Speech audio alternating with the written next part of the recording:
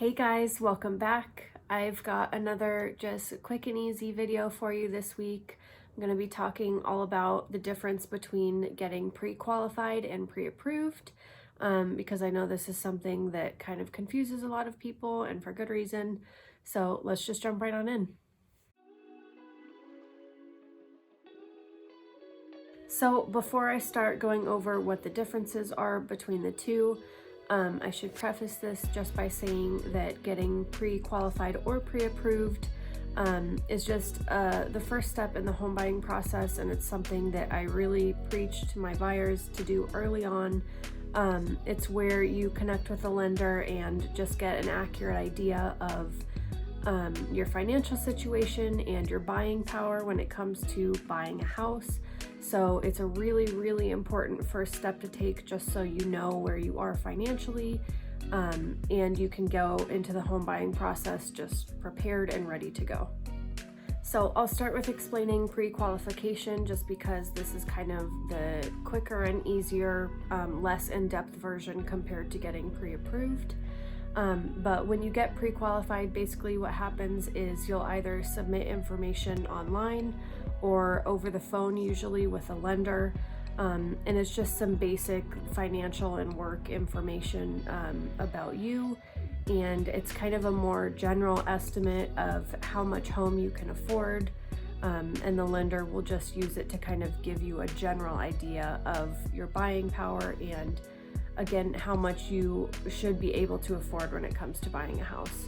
And because this is more of just a general estimate of how much home you can afford, it's not a accurate 100%, this is what you have available to you.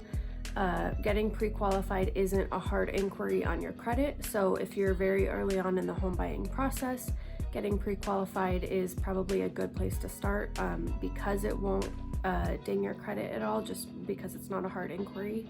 But at the same time, it will give you kind of a general idea of how much you can afford. So if you're just starting out and you want an idea, getting pre-qualified is a really good place to start. So in short, just to sum it up, getting pre-qualified is kind of just the quicker, easier version of getting pre-approved. It's more of a general estimate instead of a clear-cut, this is exactly how much you can afford when it comes to buying a house. It can be done quickly online or over the phone, and you'll usually have a pre-qualification within a few minutes.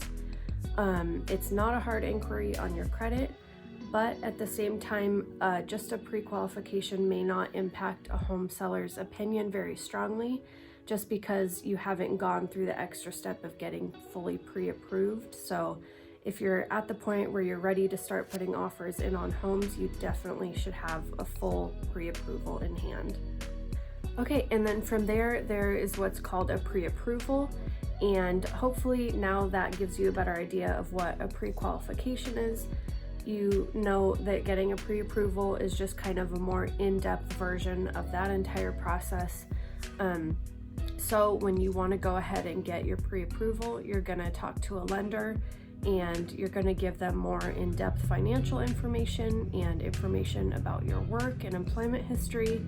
And then the lender will take a much deeper look into your income, assets, debt, things like that. And then from there, they will give you a very accurate idea of what exactly you can afford when it comes to buying a home. So where pre-qualifications are just kind of an estimate and a general idea of what you can afford, a pre-approval is a lender saying this is exactly how much you can afford and this is your buying power when it comes to actually buying a house. Two things to know with a pre-approval: generally your lender will verify your employment with your employer, and also getting a pre-approval is a hard inquiry on your credit, just because it's a much deeper look into your financial situation. So if you're not yet at the point where you're seriously looking at homes, I would probably suggest holding off getting the full pre-approval, just because those hard inquiries can typically lower your credit score by a few points, and that's where getting just a pre-qualification can come in handy, so you can still have an idea of what you can afford. But if you're not yet ready to be out there putting in offers, you don't need that hit on your credit quite yet. So just to sum it up, a pre-approval is just a much deeper look into your credit and financial situation. It's a very accurate idea of how much home you can afford. It is a hard inquiry on your credit. It requires more paperwork and takes a little bit more time to get the pre-approval compared to just a pre-qualification. But at the same time, it can really help if you're trying to show a seller that you're serious about buying their house, because you've gone through that entire process and you've showed the initiative, you've showed that you're ready to buy a house. So in that case, sellers know that you're very serious about buying, and that can help when you're in a competitive market like we are, just because it shows that you're ready and good to go. And that's it. I know that was kind of just a broad overview of what the difference between pre-qualification and pre-approval is, but I hope that gave you a better idea of the difference between the two and maybe helped guide your decision if you're between the two right now. Just a disclaimer to throw out there, as always, I'm not a lender. I am a real estate agent here in Nevada, so that's where all of my experience comes from, but I am not a legal professional. So if you have any more specific questions, I'd be happy to direct you to a lender. But again, hopefully this just gave you a better idea of kind of what to expect and what the main differences between the two are. And if you are in the Vegas area and have any questions about buying or selling or real estate in general, I would be happy to help you out. I'll leave my contact information in the description box below. But as always, feel free to reach out and I'd be happy to help answer any questions that you have. And until my next video, see you guys next time. Bye.